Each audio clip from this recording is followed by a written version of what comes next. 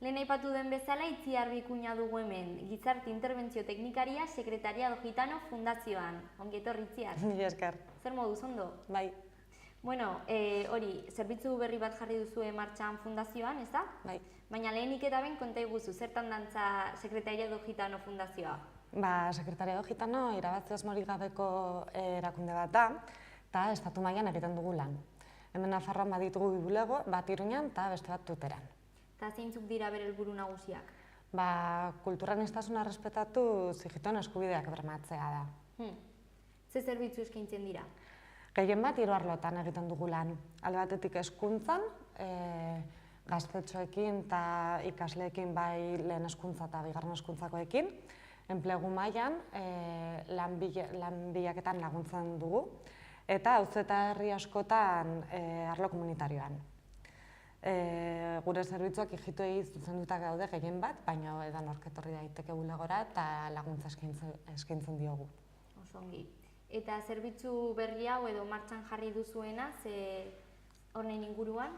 Bai, gizarte bazterketa eta diskriminazio etnikoko biktimei laguntzeko da.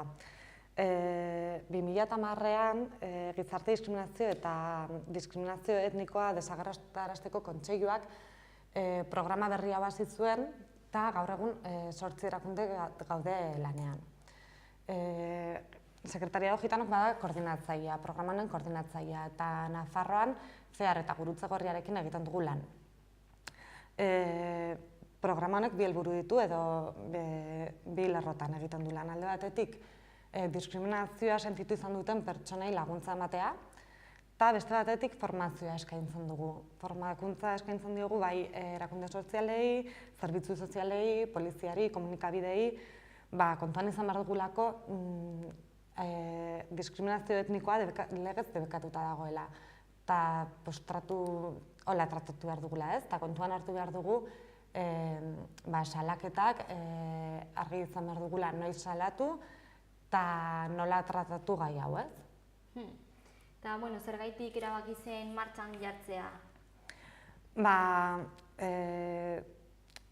Nabaritu izan da diskriminazio asko ematen dela eta badagoela arraza eta etniagatik pairatzen den diskriminazio handia eta jendea ez zuela salatzen. Jendea ez zuen aurkitzen nora joan edo nola salaketa ipini eta non laguntza jaso.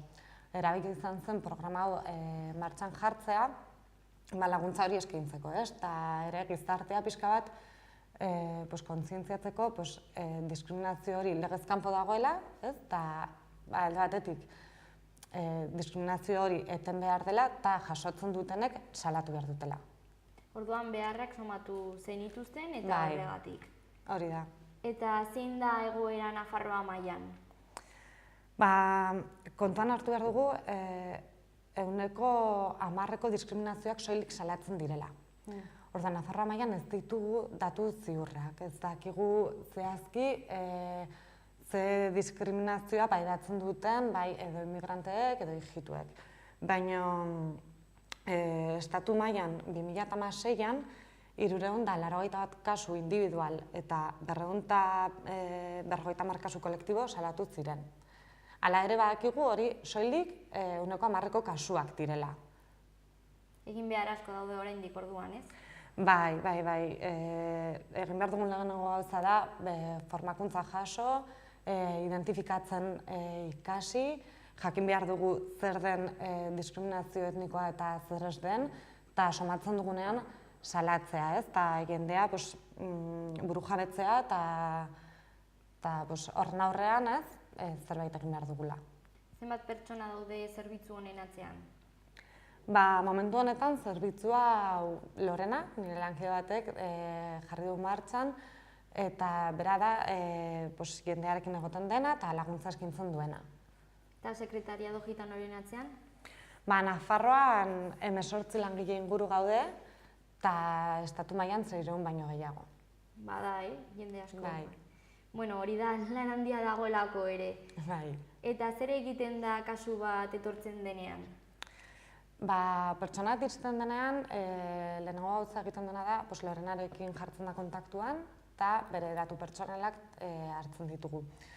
eta gero egiten da elkarrizketa sakon bat, jakiteko zer gertatu zaion, non, norekin, lehenengo gauza da, aldiren datu guztiak biltzea. Beste pertsona ados baldin badago, diskriminazioa edo diskriminatzailearekin jartzen gara kontaktuan. Eta askotan egiten dena da, mediazio antzeko bat, eta haien artean hitz egin ondoren, edo bi parteekin hitz egin ondoren, gauza asko konpontzen dira. Beste batzuetan, hala ere, gauzak ez dira konpontzen, eta orduan, diskriminazioa pairatu duen pertsona erabakiko du, aurrera jarraitu nahi duen, edo aurrera jarraitzen baldin badu, entitatean dugun abokatuarekin jartzen gara kontaktuan, eta, bueno, auzitegira eraman aldira kasuak. Nola jo dezake jendea zuen gana? Biktimei bai laguntza zuzena edo bai telefonoz eskaintzen zaie laguntza. Orduan, hemen Nafarroan, bai fundazioak Iruñan daukan bulegora joan beharko luke, eta bertan jasoko ez duen laguntza. Eta, bueno, etorkizuna nola ikusten duzu, honen inguruan?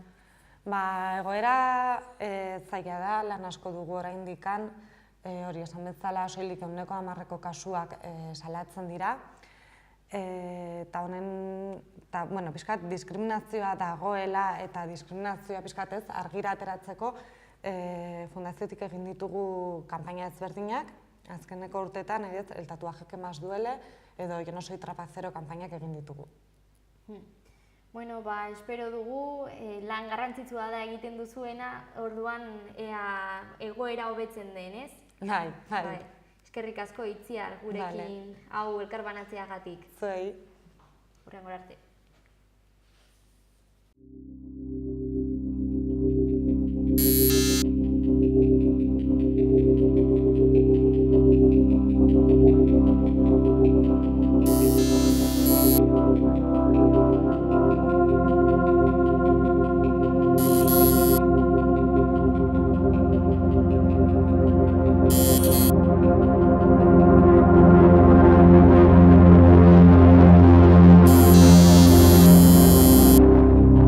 Miles de gitanos y gitanas sufrimos la marca de los prejuicios y cada día somos discriminados por ello. El tatuaje que más duele no es el que llevas en la piel, es el que sufres dentro de ti.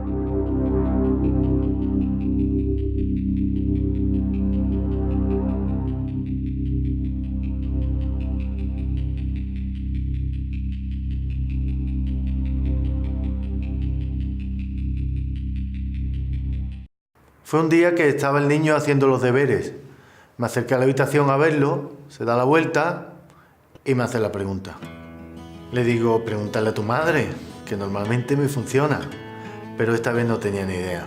Pues me quedo en blanco. Entonces le mandamos al colegio a preguntar a ver si le podían contestar la pregunta.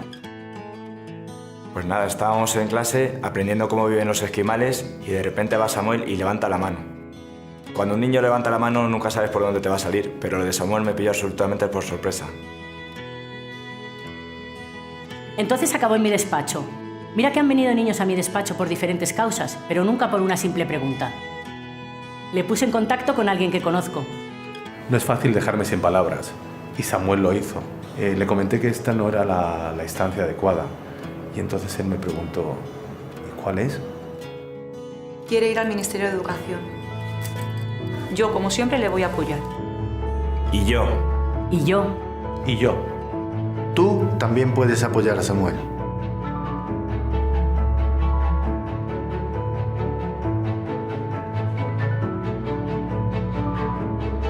Samuel, ¿le contamos tu pregunta o lo dejamos con la duda? Pues yo estaba estudiando otras culturas y le pregunté a mi padre, papá, ¿por qué la historia y la cultura de los gitanos no sale en los libros de mi clase?